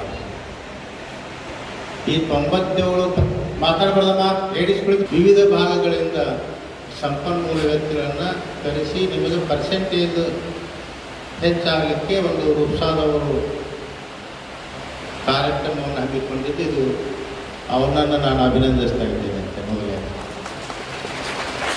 ಇದ್ರ ಜೊತೆಗೆ ಈಗಾಗಲೇ ನ್ಯಾಯಮೂರ್ತಿ ಜಸ್ಟಿಸ್ ಶಿವರಾಜ್ ಪಾಟೀಲ್ ಸರ್ ಅವರ ಪ್ರತಿಷ್ಠಾನದಿಂದಲೂ ಸಹಿತ ಇಡೀ ಜಿಲ್ಲೆಯಾದ್ಯಂತ ಎಲ್ಲ ತಾಲೂಕುಗಳಲ್ಲಿ ಸಹಿತ ಈ ಕಾರ್ಯಾಗಾರವನ್ನು ಅವರು ಸಹಿತ ಹಮ್ಮಿಕೊಂಡು ಯಶಸ್ವಿಯನ್ನು ಮಾಡಿದ್ದಾರೆ. ಹೋದ ವರ್ಷ SSLC ಪರೀಕ್ಷೆ ಮೊದಲನೇ ಪರೀಕ್ಷೆಯಲ್ಲಿ ನಮ್ಮ ಜಿಲ್ಲೆಯ ಫಲಿತಾಂಶ 63% ಆಗಿದೆ. ಎರಡನೇ ಪರೀಕ್ಷೆಯಲ್ಲಿ 33% ಆಗಿದೆ. ಮೂರನೇ ಪರೀಕ್ಷೆಯಲ್ಲಿ 26% ಆಗಿದೆ. ಈ ಸಾರಿ ಪರೀಕ್ಷೆಗೆ ಕುಳಿತುಕೊಂಡಿರ್ತಕ್ಕಂಥ ಎಲ್ಲ ಮಕ್ಕಳು ಪಾಸ್ ಆಗಬೇಕಿರ್ತಕ್ಕಂಥದ್ದು ನಮ್ಮ ಅಚ್ಚರವಾಗಿರ್ತಕ್ಕಂಥ ನಿಲುವು. ಹೀಗಾಗಿ ಇಲ್ಲಿ ಬಂದಿರತಕ್ಕಂಥ ಮಕ್ಕಳು ವಿದ್ಯಾರ್ಥಿನಿಯರು ನೀವು ಅನ್ಯತಾ ಆ ಕಡೆ ಈ ಕಡೆ ನೋಡದೆ ಇಲ್ಲಿ ಸಂಪನ್ಮೂಲ ವ್ಯಕ್ತಿಗಳು ಏನು ಹೇಳ್ತಾರೆ ಅದನ್ನು ಕೇಳಿಸಿಕೊಂಡು ನೀವು ಪರೀಕ್ಷೆಯಲ್ಲಿ ಹೆಚ್ಚಿನ ಅಂಕಗಳನ್ನು ಪಡೆದುಕೊಳ್ಬೇಕು. ಯಾರಾದರೂ ನೀವು ಈ ಸಮಯವನ್ನು ದುರುಪಯೋಗಪಡಿಸ್ಕೊಂಡ್ರಿ ಅಂತಾರೆ, ಅದು ನಿಮ್ಮ ಭವಿಷ್ಯವನ್ನು ನೀವೇ ಹಾಳು ಮಾಡಿಕೊಂಡ್ರಿ. ನಿಮ್ಮಲ್ಲಿ ಕರೆಸಿರ್ತಕ್ಕಂಥ ಉದ್ದೇಶ ಏನಂತಾರೆ, ನೀವು ಪಾಸ್ ಆಗಬೇಕಂತಕ್ಕಂಥ ಹಿನ್ನೆಲೆಯಲ್ಲಿ ಸಂಘಟನೆಯವರು ಕರೆಸಿದಾರ, ನೀವು ಅದನ್ನು ಸದುಪಯೋಗಪಡಿಸ್ಕೊಳ್ಬೇಕು. ಆ ಸಮಯವನ್ನು ಸದುಪಯೋಗಪಡಿಸ್ಕೊಳ್ಳದೆ ಹೋದ್ರಂತರ ನಮ್ಮ ಭವಿಷ್ಯವನ್ನೇ ನಾವೇ ಹಾಳು ಮಾಡಿಕೊಂಡಿರ್ತೇವೆ. ಟೈಮ್ ಭಾಳಷ್ಟು ಕಡಿಮೆ ಇದೆ. ಆ ಕಡಿಮೆ ಅವಧಿಯಲ್ಲಿ ನೀವೆಲ್ಲರೂ ಚೆನ್ನಾಗಿ ಓದಿ ಸಮಾಜದಲ್ಲಿ ಉತ್ತಮ ನಾಗರಿಕರಾಗಿ ಸಂಸ್ಕಾರವನ್ನು ಪಡೆದುಕೊಳ್ಳಿ. ಕಲಿಸಿರ್ತಕ್ಕಂಥ ಗುರುಗಳಿಗೆ, ಶಾಲೆಗಳಿಗೆ ಗೌರವವನ್ನು ತೋರುವ ನಿಟ್ಟಿನಲ್ಲಿ ನಾವೆಲ್ಲ ಪ್ರಯತ್ನ ಮಾಡಬೇಕಾಗಿದೆ. ಈ ಹಿನ್ನೆಲೆಯಲ್ಲಿ ವಿಶೇಷವಾಗಿ ಈ ಕಾರ್ಯಕ್ರಮವನ್ನು ಹಮ್ಮಿಕೊಳ್ಳುವಾಗ ವೃಕ್ಷ ಸಂಘಟನೆಯವರು ಬಂದ ನನ್ನ ಏನು ಅಧ್ಯಕ್ಷತೆಯನ್ನು ತಾಲೂಕು ಅಧ್ಯಕ್ಷ ಜಂಗ್ಲಪ್ಪ ವಹಿಸಿದ್ದರು. ರಾಯಚೂರು ರುಪ್ಸಾ ಒಕ್ಕೂಟದ ರಾಜ್ಯ ಸಂಚಾಲಕರಾದ ಸಂಗಮೇಶ್ ಮಂಗಾನವರ್, ತಾಲೂಕು ಗೌರವಾಧ್ಯಕ್ಷರಾದ ಸೈಯದ್ ಸಿರಾಜ್ ಹುಸೇನ್, ಒಕ್ಕೂಟದ ರಾಜ್ಯ ನಿರ್ದೇಶಕರಾದ ನರಸಿಂಹಲು, ಪ್ರಶಾಂತ್ ಆಶೀರ್, ಸತ್ಯನಾರಾಯಣ ಸೇರಿದಂತೆ ಇತರರು ಉಪಸ್ಥಿತರಿದ್ದರು. ಪಟ್ಟಣದ ತಹಸೀಲ್ದಾರ್ ಕಚೇರಿಯಲ್ಲಿ ಮುಖ್ಯಮಂತ್ರಿಗಳಿಗೆ ಗ್ರೇಡ್ 2 ತಹಸೀಲ್ದಾರ್ ಅಬ್ದುಲ್ ವಾಹಿದ್ ಅವರ ಮೂಲಕ ಕರ್ನಾಟಕ ರಾಜ್ಯ ನಿವೃತ್ತ ನೌಕರರ ವೇದಿಕೆ ತಾಲೂಕು ಸಂಚಾಲಕರಾದ ಮೂಕಪ್ಪ ಕಟ್ಟಿಮನಿ ಮನವಿ ಸಲ್ಲಿಸಿದರು. ಪಟ್ಟಣದ ತಹಸೀಲ್ದಾರ್ ಕಚೇರಿಯಲ್ಲಿ ಮುಖ್ಯಮಂತ್ರಿಗಳಿಗೆ ಗ್ರೇಡ್ 2 ತಹಸೀಲ್ದಾರ್ ಅಬ್ದುಲ್ ವಾಹಿದ್ ಅವರ ಮೂಲಕ ಕರ್ನಾಟಕ ರಾಜ್ಯ ನಿವೃತ್ತ ನೌಕರರ ವೇದಿಕೆ ತಾಲೂಕು ಸಂಚಾಲಕರಾದ ಮೂಕಪ್ಪ ಕಟ್ಟಿಮನಿ ಮನವಿ ಸಲ್ಲಿಸಿ ಮಾತನಾಡಿದರು. 2022ರಲ್ಲಿ ಜುಲೈ 1ರಂದು 7ನೇ ವೇತನ ಆಯೋಗ ಜಾರಿಯಾಗಿದ್ದು, ಇದೇ ಅವಧಿಯಲ್ಲಿ ಸೇವೆ ಸಲ್ಲಿಸಿ ನಿವೃತ್ತಿಯಾಗಿರುವ ನೌಕರರಿಗೆ ಕೂಡ 7ನೇ ವೇತನ ಆಯೋಗದಂತೆ ಆರ್ಥಿಕ ಸೌಲಭ್ಯಗಳನ್ನು ನೀಡದೆ 2024 ಅಕ್ಟೋಬರ್ 1ರಿಂದ ಸರ್ಕಾರ 7ನೇ ವೇತನ ಜಾರಿ ಮಾಡಿ ಈ ಅವಧಿಯಲ್ಲಿ ನಿವೃತ್ತರಾದ ಸರ್ಕಾರಿ ನೌಕರರಿಗೆ ರಾಜ್ಯ ಸರ್ಕಾರವು 6ನೇ ವೇತನ ಆಯೋಗದ ಶಿಫಾರಸಿನಂತೆ ಕಾಲ್ಪನಿಕವಾಗಿ ಲೆಕ್ಕಾಚಾರ ಮಾಡಿ ಡಿಸಿಆರ್ಜಿ ಕಮಿಟೇಷನ್, ಗಳಿಕೆ ರಜೆ, ನಗದೀಕರಣಗಳ ನಿವೃತ್ತಿ, ಆರ್ಥಿಕ ಸೌಲಭ್ಯಗಳನ್ನು ನೀಡದೆ ಆದರೆ ಡಿಸಿಆರ್ಜಿ ಕಮಿಟೇಷನ್, ಗಳಿಕೆ ರಜೆ, ನಗದೀಕರಣಗಳ ನಿವೃತ್ತಿ, ಆರ್ಥಿಕ ಸೌಲಭ್ಯಗಳನ್ನು ನೀಡಿದೆ. ಆದರೆ ಆಗಸ್ಟ್ ತಿಂಗಳಿನಲ್ಲಿ ನಿವೃತ್ತಿ ಹೊಂದಿದ ನೌಕರರಿಗೆ 7ನೇ ವೇತನ ಆಯೋಗದಂತೆ ಲೆಕ್ಕಾಚಾರ ಮಾಡಿ ಆರ್ಥಿಕ ಸೌಲಭ್ಯಗಳನ್ನು ನೀಡಿದೆ. ಇದರಿಂದ ಪ್ರತಿ ನೌಕರರಿಗೆ 12ರಿಂದ 22 ಲಕ್ಷದವರೆಗೂ ಆರ್ಥಿಕ ನಷ್ಟ ಉಂಟಾಗಿರುತ್ತದೆ. ಆದ್ದರಿಂದ ರಾಜ್ಯದ ಮುಖ್ಯಮಂತ್ರಿಗಳು ಪರಿಶೀಲನೆ ನಡೆಸಿ 7ನೇ ವೇತನ ಆಯೋಗದಂತೆ ಆರ್ಥಿಕ ಸೌಲಭ್ಯ ಕಲ್ಪಿಸಬೇಕು ಎಂದು ಒತ್ತಾಯಿಸಿದರು. ಮಹಾತ್ಮ ಗಾಂಧಿಯವರ ಪುಣ್ಯತಿಥಿ ಹುತಾತ್ಮರ ದಿನದ ಅಂಗವಾಗಿ ತಾಲೂಕು ಪಂಚಾಯತ್ ಆವರಣದಲ್ಲಿ ನಿವೃತ್ತ ನೌಕರರ ಧರಣಿ ನಡೆಸಿದರು. 31/7/2024 ಅವಧಿಯಲ್ಲಿ 25 ತಿಂಗಳು ಸೇವೆ ಸಲ್ಲಿಸಿ ನಿವೃತ್ತರಾದ ನೌಕರರಿಗೆ 7ನೇ ವೇತನ ಆಯೋಗ ಅನುಷ್ಠಾನದಲ್ಲಿ ನಿವೃತ್ತಿ ಉಪಲಬ್ಧಗಳನ್ನು ಪಾವತಿಸುವ ಸಂದರ್ಭದಲ್ಲಿ ಆರ್ಥಿಕ ನಷ್ಟವಾಗಿರುತ್ತದೆ. ಈ ದಿಸೆಯಲ್ಲಿ ನಾವುಗಳು ತಮ್ಮಲ್ಲಿ ಕೇಳಿಕೊಳ್ಳುವುದೇನೆಂದರೆ, ಪ್ರಸ್ತುತ ಸೇವೆಯಲ್ಲಿರುವ ಅಧಿಕಾರಿ ನೌಕರರಂತೆ ನಾವು ದಿನಾಂಕ 1/7/2022ರಿಂದಲೇ ಪಡೆಯಬೇಕಿದ್ದ ನಿವೃತ್ತಿ ವೇತನದ ವ್ಯತ್ಯಾಸವನ್ನು ಅಂದರೆ ಅರಿಯರ್ಸ್ ಕೇಳುತ್ತಿರುವುದಿಲ್ಲ. ಬದಲಾಗಿ ನಾವು ಕೇಳುತ್ತಿರುವುದು 7ನೇ ವೇತನ ಆಯೋಗದ ವರದಿಯಂತೆ ಪರಿಷ್ಕೃತ ವೇತನದ ಮೇಲೆ ನಿವೃತ್ತಿ ಆರ್ಥಿಕ ಸೌಲಭ್ಯಗಳಾದ DCRG, ಕಮ್ಯುಟೇಷನ್ ಹಾಗೂ ಗಳಿಕೆ ರಜೆ ನಗದೀಕರಣಗಳ ಸೌಲಭ್ಯಗಳ ಲೆಕ್ಕಾಚಾರದ ವ್ಯತ್ಯಾಸದ ಮೊತ್ತವನ್ನು ಮಾತ್ರ ಒನ್ ಟೈಮ್ ಸೆಟಲ್ಮೆಂಟ್ ಕೊಡಬೇಕೆಂದು ಕೇಳಿಕೊಳ್ಳುತ್ತಿದ್ದೇವೆ. ಈ ನಮ್ಮ ಬೇಡಿಕೆ ಕುರಿತು ನಾವುಗಳು ತಮಗೆ ಒತ್ತಾಯಿಸಿ ಬೆಳಗಾವಿಯಲ್ಲಿ ಜರುಗಿದ ಚಳಿಗಾಲದ ಅಧಿವೇಶನದ ಸಂದರ್ಭದಲ್ಲಿ ಸುವರ್ಣಸೌಧದ ಮುಂದೆ ದಿನಾಂಕ 16/12/2024ರಂದು ರಾಜ್ಯದ ಎಲ್ಲಾ ಜಿಲ್ಲೆಗಳಿಂದ ಆಗಮಿಸಿದ್ದ 26,000ರಲ್ಲಿ 20,000ಕ್ಕೂ ಅಧಿಕ ನೌಕರರು ಸಮಾವೇಶಗೊಂಡು ಕರ್ನಾಟಕ ರಾಜ್ಯ ನಿವೃತ್ತ ನೌಕರರ ವೇದಿಕೆ ಕೇಂದ್ರ ಸಮಿತಿ ಬೆಂಗಳೂರು ಕಲಬುರಗಿ ವಿಭಾಗೀಯ ಸಂಚಾಲಕರಾದ ಶ್ರೀಶೈಲ ಗೌಡ, ಕರ್ನಾಟಕ ರಾಜ್ಯ ಸರ್ಕಾರ ನಿವೃತ್ತ ನೌಕರರ ಸಂಘದ ತಾಲೂಕು ಅಧ್ಯಕ್ಷರಾದ ರೇವಣಸಿದ್ದಯ್ಯ ಹಿರೇಮಠ, ನಿವೃತ್ತ ನೌಕರರಾದ ಜೆ ಸಂಗನಗೌಡ, ಚಂದ್ರಶೇಖರಯ್ಯ ಗಡ್ಡಿಮಠ, ತಾಲೂಕು ಸರ್ಕಾರಿ ನೌಕರರ ಸಂಘದ ಪ್ರಧಾನ ಕಾರ್ಯದರ್ಶಿ ಹಂಪಣ್ಣ ಚಂಡೂರ್, ಕರ್ನಾಟಕ ರಾಜ್ಯ ಪ್ರಾದೇಶಿಕ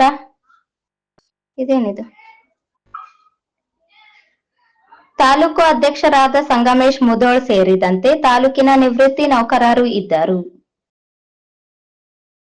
ವಿಮಲಾಬಾಯಿ ಭಗತ್ರಾಜು ನಿಜಾಂಕಾರಿ ಪ್ರತಿಷ್ಠಾನ ಹಾಗೂ ತಾಲೂಕು ಕನ್ನಡ ಸಾಹಿತ್ಯ ಪರಿಷತ್ ವತಿಯಿಂದ ಫೆಬ್ರವರಿ 1ರಂದು ಪ್ರಶಸ್ತಿ ಪ್ರದಾನ ಸಮಾರಂಭವನ್ನು ನಗರದ ಕನ್ನಡ ಭವನದಲ್ಲಿ ಬೆಳಿಗ್ಗೆ 11 ಗಂಟೆಗೆ ಹಮ್ಮಿಕೊಳ್ಳಲಾಗಿದೆ ಎಂದು ಪ್ರತಿಷ್ಠಾನ ಅಧ್ಯಕ್ಷ ಭಗತ್ರಾಜು ನಿಜಾಂಕಾರಿ ಹೇಳಿದರು. ನಗರದ ಪತ್ರಿಕಾ ಭವನದಲ್ಲಿ ಕರೆದ ಪತ್ರಿಕಾಗೋಷ್ಠಿಯನ್ನು ಉದ್ದೇಶಿಸಿ ಮಾತನಾಡಿ, ಲೇಖಕಿ, ರಾಜಕಾರಣಿ, ಚಿಂತಕಿ, ಸಾಮಾಜಿಕ ಕಾರ್ಯಕರ್ತೆ ಬಿಟಿ ಲಲಿತಾ ನಾಯಕ್ ಅವರಿಗೆ ಪ್ರೇರಣಾ ಪ್ರಶಸ್ತಿ ನೀಡಲಾಗುತ್ತದೆ. ಸಮಾರಂಭ ಉದ್ಘಾಟನೆಯನ್ನು ಸಿಂಧನೂರು ನಿವೃತ್ತ ಪ್ರಾಂಶುಪಾಲ ಶಾಶ್ವತಯ್ಯ ಸ್ವಾಮಿ ಮುಕ್ಕುಂದಿ ಮಠ ಅವರು ನೆರವೇರಿಸುವರು. ಸಮಾರಂಭ ಅಧ್ಯಕ್ಷತೆಯನ್ನು ಅಧ್ಯಕ್ಷ ಭಗತ್ರಾಜ್ ನಿಜಾಂಕಾರಿ ಅವರು ವಹಿಸಲಿದ್ದಾರೆ. ಮುಖ್ಯ ಅತಿಥಿಗಳಾಗಿ ಕಲಬುರಗಿ ಸಾಹಿತಿ ಡಾಕ್ಟರ್ ಸ್ವಾಮಿರಾವ್ ಕುಲಕರ್ಣಿ, ಹಿರಿಯ ಸಾಹಿತಿ ಬಾಬು ಭಂಡಾರಿಗಲ್, ಜಿಲ್ಲಾ ಗ್ರಂಥಾಲಯ ಅಧಿಕಾರಿ ಡಾಕ್ಟರ್ ರಾಮ್ ಕಲಾಲ್ ಅವರು ಆಗಮಿಸಲಿದ್ದಾರೆ. ಕಾರ್ಯಕ್ರಮ ನಿರೂಪಣೆಯನ್ನು ತಾಲೂಕು ಕನ್ನಡ ಸಾಹಿತ್ಯ ಪರಿಷತ್ತು ಖಜಾಂಚಿ ಡಾಕ್ಟರ್ ಬಿ ವಿಜಯರಾಜೇಂದ್ರ ಅವರು ಮಾಡಲಿದ್ದಾರೆ ಎಂದರು.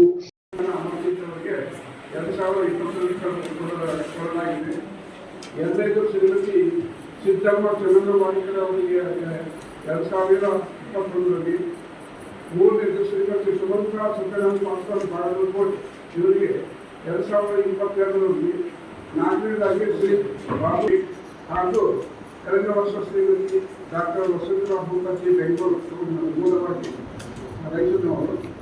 ಈಗ 6ನೇ ಪ್ರಶಸ್ತಿ ಪ್ರೇರಣಾ ಪ್ರಶಸ್ತಿ ಶ್ರೀಮತಿ ಬಿಟಿ ಲಲಿತಾ ನಾಯಕ್ ಅವರಿಗೆ ಕೊಟ್ಟಿದ್ದರು. ಬಿಟಿ ಲಲಿತಾ ನಾಯಕರು ಚಿಕ್ಕಮಗಳೂರಿನ ಹಳ್ಳಿಕಾಡದವರ ಅವರ ಬದುಕು, ಸಾಹಿತ್ಯ ಮತ್ತು ರಾಜಕೀಯ ಚಟುವಟಿಕೆ ಪಾಲ್ಗೊಳ್ಳಿಸಿದ್ದೇ ರೈತರಲ್ಲಿ. ಅವರು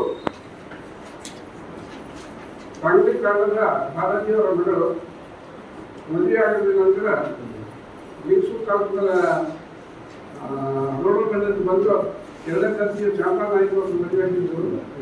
ಅವರು ಮದುವೆ ಕನ್ನಡ ರೈತರು ಬಂದು ಇಲ್ಲಿ ಸೇರಿಕೊಂಡ್ರು. ನಂತರ ಅವರು ತಮ್ಮ ಸಾಹಿತ್ಯವನ್ನು ಎಲ್ಲರಿಗೂ ಹಂಚಿಕೊಳ್ಳುತ್ತಾರೆ, ಎಲ್ಲ ಸಕಲ ನೋಡಿಕೊಳ್ಳುತ್ತಾ ಇಲ್ಲಿ ಬಂದಾಗ ನಮ್ಮೊಂದೇ ಇದ್ದು ಭಾಷೆಯಿಂದಾಗಿದ್ದರೆ ಶಾಂತರಸರು ಚಂದ್ರವಾದಿ ಜಮ್ಮನ ಅಮರ್ಜಿತ್ತು ಬಾಬು ಬಳ್ಳಾರಿಗೆ ನನ್ನ ಕೈಗೊಳಿಸಿಕೊಂಡು ಅವರ ಸಾಹಿತ್ಯದ ಎಲ್ಲ ಪುಸ್ತಕಗಳು ಇಲ್ಲಿಂದಲೇ ಪ್ರಾರಂಭಿಸಿದ್ರು. ಹಾಗೂ ಅವ್ರ ಮಕ್ಕಳ ವಿದ್ಯಾಭ್ಯಾಸ ಮಾಡಿ ರಾಜಕೀಯ MLC ಆಗಿ ಇವತ್ತಿನಿಂದ MLA ಆಗಿ ನಂತರ ಮಕ್ಕಳ ಕಲ್ಯಾಣ ವಿಭಾಗದ ಮಂತ್ರಿಯಾಗಿ ಸೇವೆ ಸಲ್ಲಿದ್ದು ರಾಯಚೂರಿನ ಮೂಲ ಒಂದು ರೈತರೇ ಅವರಿಗೆ ಕರ್ಮಭೂಮಿ. ಹಾಗಾಗಿ ಈ ರೀತಿ ಅವರ ಒಂದು ಸಾಮಾಜಿಕ ಬಂಜಾರ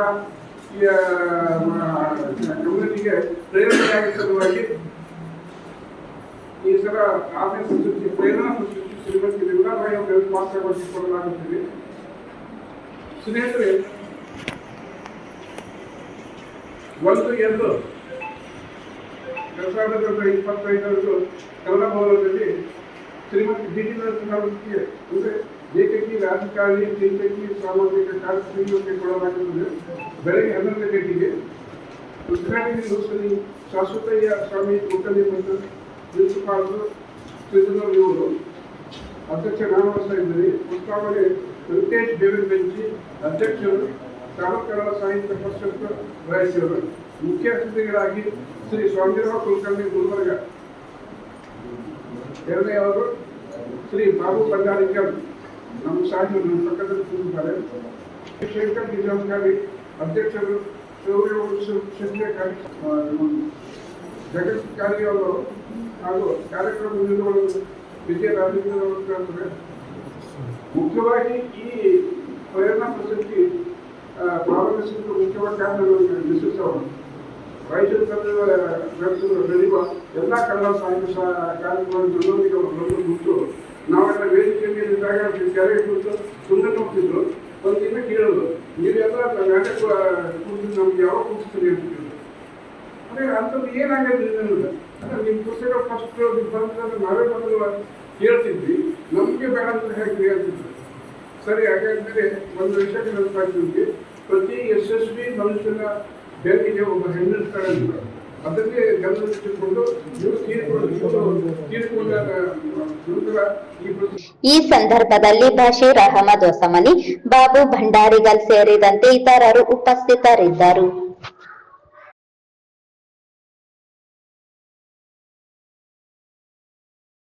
ಪಟ್ಟಣದ ನೇತಾಜಿ ಶಿಕ್ಷಣ ಸಂಸ್ಥೆಯ ಆವರಣದಲ್ಲಿ ನಡೆದ ನೇತಾಜಿ ಶಿಕ್ಷಣ ಸಂಸ್ಥೆಯ ಬೆಳ್ಳಿ ಮಹೋತ್ಸವ ಸಂಭ್ರಮ ಹಾಗೂ ಹಳೆ ವಿದ್ಯಾರ್ಥಿಗಳ ಸ್ನೇಹ ಸಮ್ಮೇಳನ ಕಾರ್ಯಕ್ರಮವನ್ನು ಮಾಜಿ ಶಾಸಕ ರಾಜ ವೆಂಕಟಪ್ಪ ನಾಯಕ್ ಸಾಸಿಗೆ ನೀರು ಹಾಕುವ ಮೂಲಕ ಚಾಲನೆ ನೀಡಿದರು.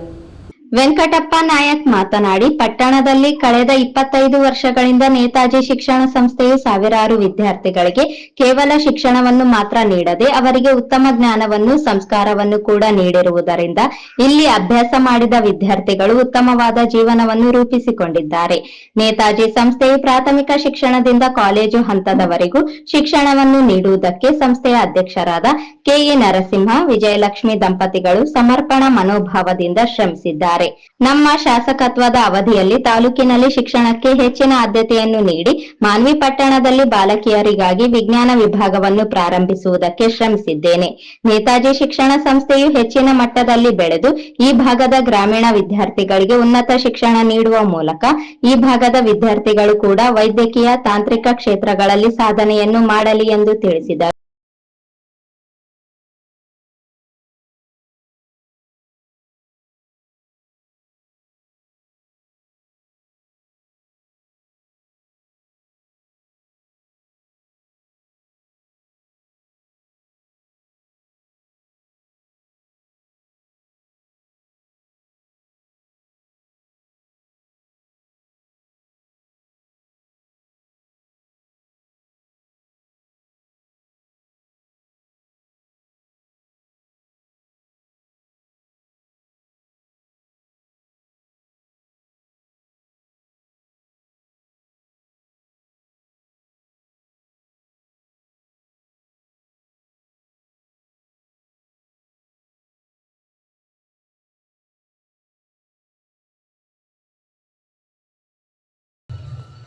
ಜನರ ಪ್ರಾಣಕ್ಕಾಗಿ ಪ್ರಾಣವಾಯು ಬೇಕು, ಪ್ರಾಣವಾಯುವಿಗಾಗಿ ಪ್ರತಿಯೊಬ್ಬರು ಒಂದು ಗಿಡವನ್ನು ನೆಡಬೇಕು ಎನ್ನುವ ಮಾತಿನಂತೆ ಸಸಿಗೆ ನೀರನ್ನು ಹಾಕುವುದರ ಮೂಲಕ ಕಾರ್ಯಕ್ರಮವನ್ನು ಉದ್ಘಾಟಿಸಿದ. ಏನು ಫೆಸಿಲಿಟೀಸ್ ಇಲ್ಲ, ಆಯ್ತಪ್ಪ ನಾನು ಶಾಸಕನಾಗಿ ಲ್ಯಾಬೊರೇಟರಿ ಸ್ಕೂಲ್ಸ್ ನಾನು ಕೊಡ್ತೀನಿ, ನೀವು ಸ್ಟಾರ್ಟ್ ಮಾಡಬೇಕು. ಇವತ್ತು ನಾನು ಶಾಸಕನಾಗಿದ್ದಾಗ 5 ಲಕ್ಷ ರೂಪಾಯಿಗಳ ಲ್ಯಾಬೊರೇಟರಿ ಇಕ್ವಿಪ್ಮೆಂಟ್ಸ್ ಕೊಡಿಸಿ ಸೈನ್ಸ್ ವಿಭಾಗವನ್ನು ಪ್ರಾರಂಭ ಮಾಡಿದೆ. ಫಸ್ಟ್ ಇಯರ್ ಎಷ್ಟು ಬಂತು? 26 ಅಡ್ಮಿಷನ್ಸ್ ಬಂದು. ಈಗ ಎಷ್ಟು ಆಗಿದೆ? ನಾನು ಇವತ್ತು ಮಾಜಿ ಇದ್ದೀನಿ, ನೀವು ಹೋಗಿ ಕೇಳಿದ್ದೇನೆ ಗೌರ್ಮೆಂಟ್ ಕಾಲೇಜಲ್ಲಿ ಓನ್ಲಿ ಸೈನ್ಸ್ ಮತ್ತು ಗರ್ಲ್ಸ್ ಅಷ್ಟೇ ಹೇಳೋದು, ನಾನು ಬಾಯ್ಸ್ ಅಲ್ಲ, ಓನ್ಲಿ ಗರ್ಲ್ಸ್. 200 ಅಡ್ಮಿಷನ್ಸ್. ಯಾಕೆ ನಾನು ಈ ಕೆಲಸ ಮಾಡಿದೆ ಅಂದರೆ, ಇವತ್ತು ನೀವು ನೋಡ್ತಾ ಇದ್ದೀರಿ ನೇತಾಜಿ ಶಿಕ್ಷಣ ಸಂಸ್ಥೆ ಇದು ಉತ್ತಮವಾದ ನಮ್ಮ ಮಾನ್ವಿ ಪಟ್ಟಣದ ಒಂದು ಸಂಸ್ಥೆ, ಶಿಕ್ಷಣ ಖಾಸಗಿ ಶಿಕ್ಷಣ ಸಂಸ್ಥೆ. ಇಂದು ಬಹಳಷ್ಟು ಇದ್ದಾವೆ, ಕಲ್ಮಠ ಶಿಕ್ಷಣ ಸಂಸ್ಥೆ ಇದೆ, ಬಹಳಷ್ಟು ಇದ್ದಾವೆ. ಇದೆಲ್ಲ ನಾನು ಅಧ್ಯಯನ ಮಾಡಿ ಇವತ್ತು ಏನಾಗಿದೆ ಇಲ್ಲಿ ಸೈನ್ಸ್ ಇವತ್ತು ನಿಮ್ಮಲ್ಲಿ SSLC ಇದೆ. SSLCಯಲ್ಲಿ ಇವತ್ತು ರ್ಯಾಂಕ್ ತಗೊಂಡವರು ತಗೊಂಡವ್ರನ್ನ ಈ ಸಂಸ್ಥೆಯಲ್ಲಿ ಇದ್ದಾರೆ. ಸ್ಟೇಟ್ ಸೆಕೆಂಡ್ ರ್ಯಾಂಕ್ ಆಗಿದಂತ ವರ್ಷಗಳು ಅವರೆಲ್ಲ ಏನ್ ಮಾಡ್ತಾರೆ, ಇಲ್ಲಿ ಹೆಚ್ಚಾಗಿ ವಿದ್ಯಾರ್ಥಿಗಳು ಓದ್ತಾ ಇರ್ತಕ್ಕಂಥದ್ದು ಗ್ರಾಮೀಣ ಪ್ರದೇಶದವರು, ಗ್ರಾಮೀಣ ಪ್ರದೇಶದಿಂದ ವಿದ್ಯಾರ್ಥಿಗಳು, ಅದರಲ್ಲಿ ಬಡತನದಿಂದ ಬಂದಂತ ವಿದ್ಯಾರ್ಥಿಗಳು ಇದೆ ಅಭ್ಯಾಸ ಮಾಡ್ತಾರೆ. ಇವು ನಾನು ಸ್ಟಡಿ ಮಾಡಿದೆ 20% ಜನರಷ್ಟೇ ಶ್ರೀಮಂತರು ಹೇಳೋದು. ಶೆಟ್ಟರಲ್ಲೂ 20 ಏನಮ್ಮ ಶೆಟ್ಟರಲ್ಲೂ 20% ಇಲ್ಲ, ಮಾರುಡವ್ರನ್ನು 20% ಶ್ರೀಮಂತರು, ಹರಿಜನರು ಹೇಳೋದು ಬ್ರಾಹ್ಮಣರವರೆಗೂ ಓನ್ಲಿ ಗೌಡರು ಬಂದು ಎಲ್ಲರೂ ಬಂದು 20% ಶ್ರೀಮಂತರು. ಆ 20% ಶ್ರೀಮಂತರು ಎಲ್ಲಿ ಓದಿಸ್ತಾರ? ಸೈನ್ಸ್ ಮಾಡ್ಬೇಕು, ಮಗಳನ್ನು ಡಾಕ್ಟರ್ ಮಾಡ್ಬೇಕು, ಇಂಜಿನಿಯರ್ ಮಾಡ್ಬೇಕು ಅಂತೇಳಿ ಪ್ರೈವೇಟ್ ಕಾಲೇಜಲ್ಲಿ ಓದಿಸ್ತಾರೆ. 90% ಬಡವರೇ ನಾಯಕರು ಹಿಡಿದು ಕುರುಬರು ಎಲ್ಲರೂ ಬಂದ್ರೆ ಮತ್ತೆ ನೀವು ಯಾಕೆ ತಪ್ಪಬೇಕು? ಎಲ್ಲರೂ 80% ಬಡವರೇ ಇರೋದು. ಈಗ ಅಮ್ಮ ರ್ಯಾಂಕ್ ಬಂದಂಥ ವಿದ್ಯಾರ್ಥಿ ಬಂದು ಈಗ ಅಮ್ಮ ಡಾಕ್ಟರ್ ಆಗಬೇಕು ಆಸಕ್ತಿ ಇಲ್ಲ, ಇಂಜಿನಿಯರ್ ಆಗಬೇಕು. ಎಲ್ಲಿ ಹೋಗ್ತಾಳೆ ಅಮ್ಮ? ಇಲ್ಲಿ ಸೈನ್ಸ್ ಇಲ್ಲ, ಏನು ಮಾಡ್ಬೇಕು? ಕಾಸಿಂಗ್ ಇನ್ಸ್ಟಿಟ್ಯೂಟ್ ಸಂಸ್ಥೆಗೆ ಹೋಗ್ಬೇಕು, ಕಾಸಿಂಗ್ ಕಾಲೇಜ್ ಹೋಗ್ಬೇಕಂದ್ರೆ ಅಲ್ಲಿ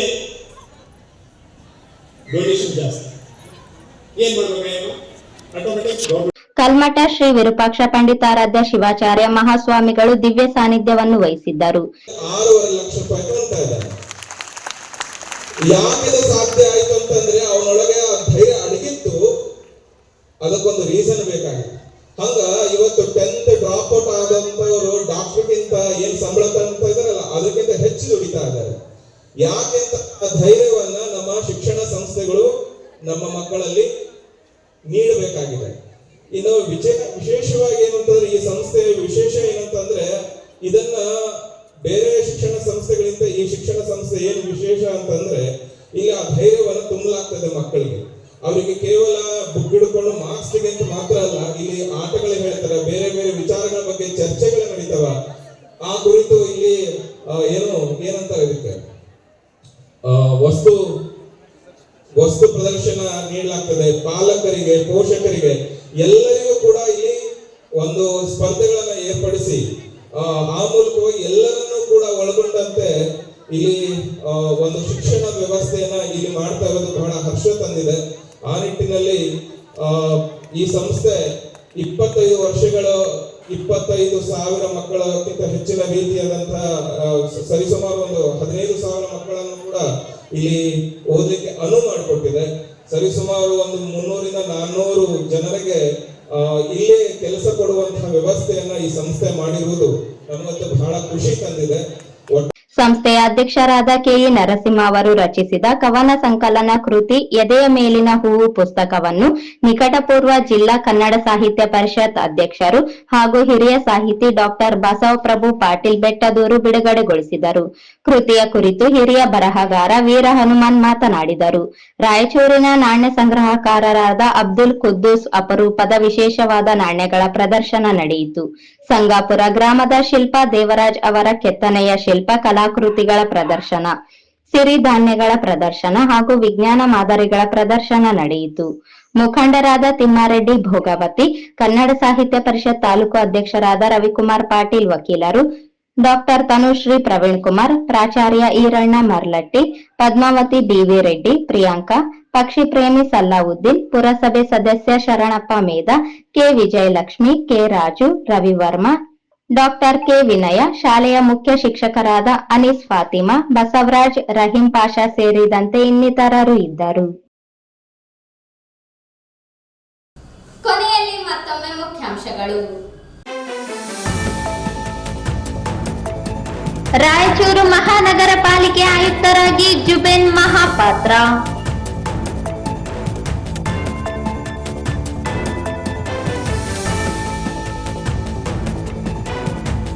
ಅಮರಾಪುರ ಗ್ರಾಮದಲ್ಲಿ ಅಕ್ರಮವಾಗಿ ಸಂಗ್ರಹಿಸಿದ್ದ 420 ಜೋಳದ ಚೀಲಗಳು ವಶಕ್ಕೆ.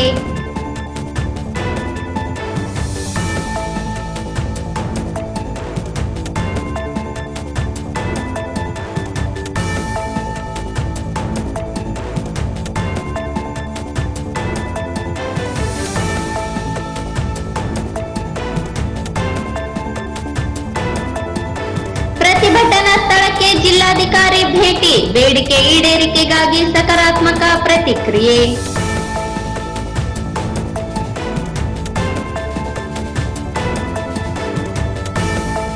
ಗಂಜ ಸರ್ಕಲ್ನಿಂದ ಚಂದ್ರಮೌಳೇಶ್ವರ ಚೌಕ್ ಬದಿಗಳಲ್ಲಿ ಮುಂದುವರಿದ ತೆರವು ಕಾರ್ಯಾಚರಣೆ.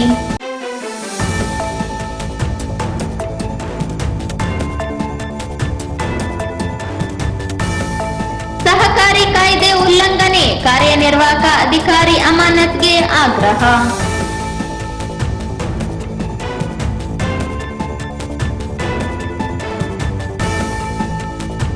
ಜಿಲ್ಲಾಧಿಕಾರಿಗಳ ಮಾರ್ಗದರ್ಶನದಲ್ಲಿ ಮಹಾನಗರ ಸಮಸ್ಯೆಗಳಿಗೆ ಯೋಜನಾಬದ್ಧವಾಗಿ ಪರಿಹಾರ ಕಂಡುಕೊಳ್ಳಲಾಗುತ್ತದೆ. ಜುಬೇನ್ ಮಹಾಪಾತ್ರ.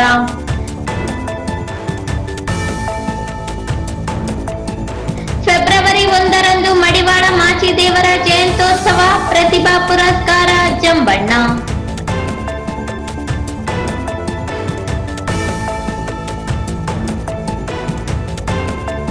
ಎಸ್ಎಸ್ಎಲ್ಸಿ ವಿದ್ಯಾರ್ಥಿಗಳಿಗೆ 1 ದಿನದ ವಿಶೇಷ ಕಾರ್ಯಾಗಾರ, ವಿದ್ಯಾರ್ಥಿಗಳ ಮೇಲೆ ಒತ್ತಡ ಹೇರಬೇಡಿ ಇಂದಿರಾ.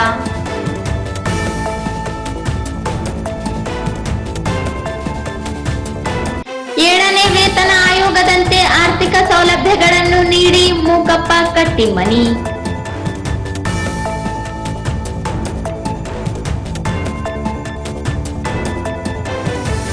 ಫೆಬ್ರವರಿ 1ರಂದು ಪ್ರಶಸ್ತಿ ಪ್ರದಾನ ಸಮಾರಂಭ, ಭಗತ್ ರಾಜ್ ನಿಜಾಂಕಾರಿ.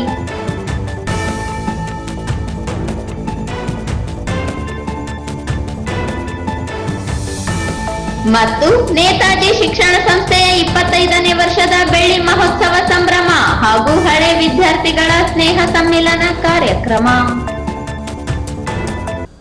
ಇಲ್ಲಿಗೆ ವಾರ್ತಾ ಪ್ರಸಾರ ಮುಕ್ತಾಯವಾಯಿತು. ಮುಂದಿನ ಅಮೋಘ ವಾರ್ತೆಗಳೊಂದಿಗೆ ಪುನಃ ಭೇಟಿಯಾಗೋಣ. ವಂದನೆಗಳು.